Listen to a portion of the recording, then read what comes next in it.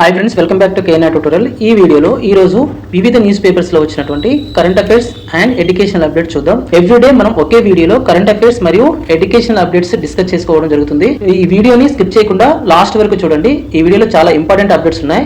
ఎవరైనా ఈ channel first time visit చేసినట్లయితే ఛానల్ సబ్స్క్రైబ్ చేసుకొని వీడియోని లైక్ చేయండి మరియు పక్కనే ఉన్న బెల్ ఐకాన్ క్లిక్ చేయండి. మీకు డైలీ అప్డేట్స్ అనేవి చాలా క్విక్ గా అందుతాయి. Everyday 5 to 6 news paper study చేసి ఈ అప్డేట్స్ ఇవ్వడం జరుగుతుంది. మీ నుంచి స్ట్రాంగ్ సపోర్ట్ అనేది ఉండాలి. ఈ సపోర్ట్ ఉంటేనే కేఎన్ఆర్ ట్యూటోరియల్ నుంచి మరిన్ని వీడియోస్ అనేవి మనం తీసుకురావడం జరుగుతుంది. ఇంకొక విషయం, డిస్క్రిప్షన్ లో టెలిగ్రామ్ మరియు వాట్సాప్ కి సంబంధించినటువంటి గ్రూప్స్ లింక్స్ ఇవ్వడం జరుగుతుంది. ఎవరైనా అందులో జాయిన్ అవ్వాలనుకుంటే జాయిన్ అవ్వండి. అక్కడ కూడా డైలీ ఎడ్యుకేషన్ మరియు జాబ్ అప్డేట్స్ అనేవి ఇవ్వడం జరుగుతుంది. ఈరోజు ముఖ్యమైన ఎడ్యుకేషనల్ అప్డేట్ చూద్దాం. పరీక్ష కేంద్రాల కేటాయింపులో పారదర్శకత. మహిళలు అధిక శాతం ఉత్తీర్ణులైతే అనుమానించాల్సిన అవసరం లేదు. గ్రూప్ 1 పై హైకోర్టులో టీజీపీఎస్సీ వాదనలు.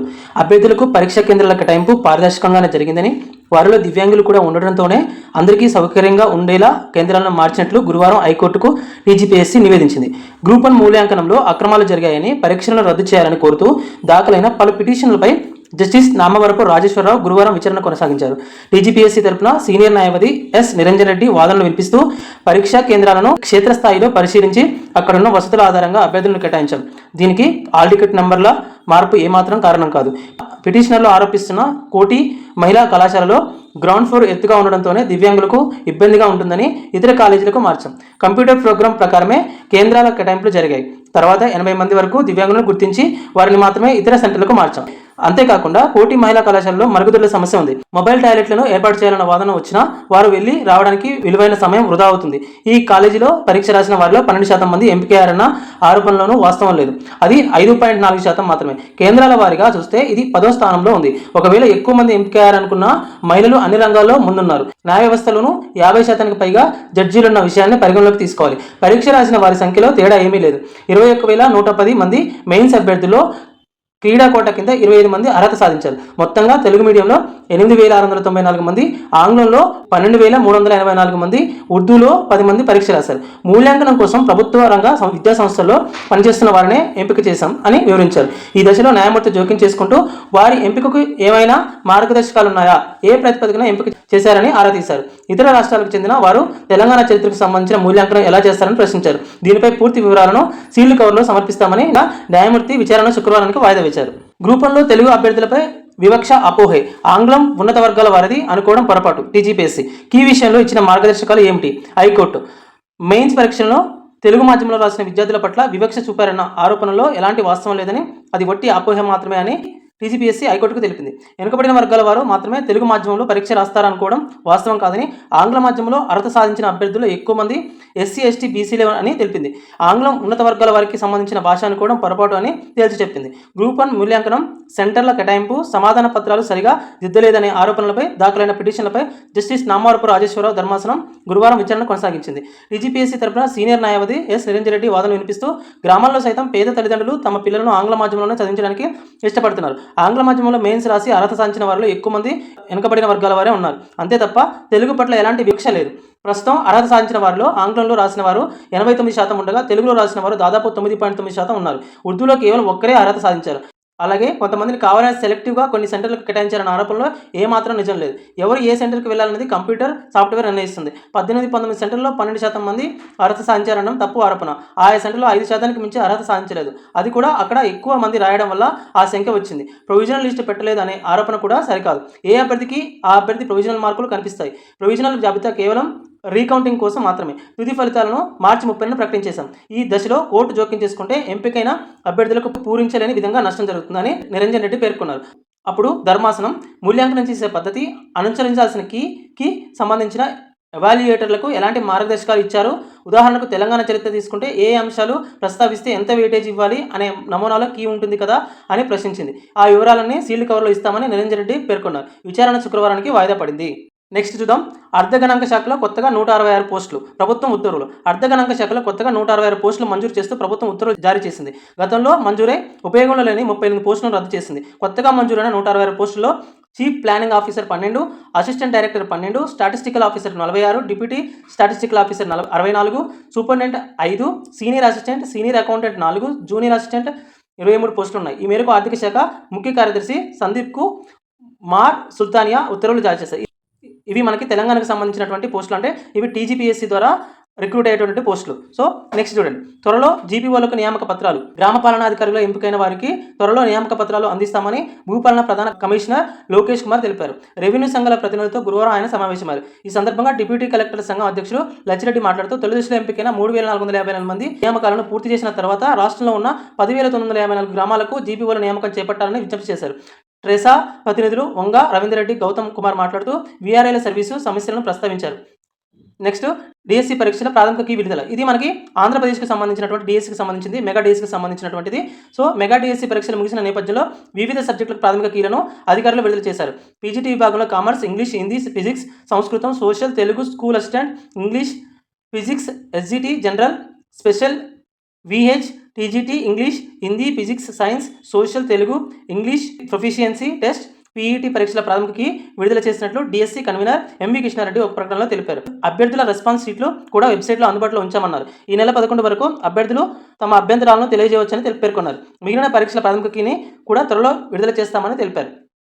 నెక్స్ట్ మనకి వివిధ న్యూస్ పేపర్లో వచ్చినటువంటి కరెంట్ అఫైర్స్ చూద్దాం. ఇక్కడ మనకి ఏపీకి తెలంగాణకి రెండింటికి కలిపి కూడా మనం కరెంట్ అఫైర్స్ చెప్తున్నాం. ఎందుకంటే సో ఏపీలో వాళ్ళు తెలంగాణలో ఏపీలో కూడా నోటిఫికేషన్ వచ్చినప్పుడు అప్లై చేస్తారు కాబట్టి అక్కడ కూడా ఎగ్జామ్స్ రాస్తారు కాబట్టి సో ఇద్దరికి కలిపి కరెంట్ అఫైర్స్ కానివ్వండి మరియు ఎడ్యుకేషనల్ అప్డేట్స్ కానివ్వండి కమెంట్గా చెప్పడం జరుగుతుంది. సో ఇప్పుడు కరెంట్ అఫైర్స్ చూద్దాం. హైకోర్టుకు 4 కొత్త న్యాయమూర్తులు. అంటే తెలంగాణ హైకోర్టుకు కొత్తగా 4 న్యాయమూర్తుల నియామకానికి సుప్రీంకోర్టు కొలిషన్ సిఫారసు చేసింది. న్యాయవాదుల కోటా నుంచి ఎంపిక చేసిన వారిలో గౌస్ మీరా మోహినుద్దీన్, సుద్దాల చలపతిరావు, వాకిటి రామకృష్ణారెడ్డి, గాడి ప్రవీణ్ కుమార్ ఉన్నారు. సుప్రీంకోర్టు ప్రధాన న్యాయమూర్తి జస్టిస్ బిఆర్ గవాయ్ నేతృత్వంలోని కొలీజియం ఈ నెల 1-2 తేదీల్లో సమావేశమై 8 హైకోర్టులకు 36 మంది న్యాయమూర్తుల నియామకాలకు చర్యలు చేపట్టింది.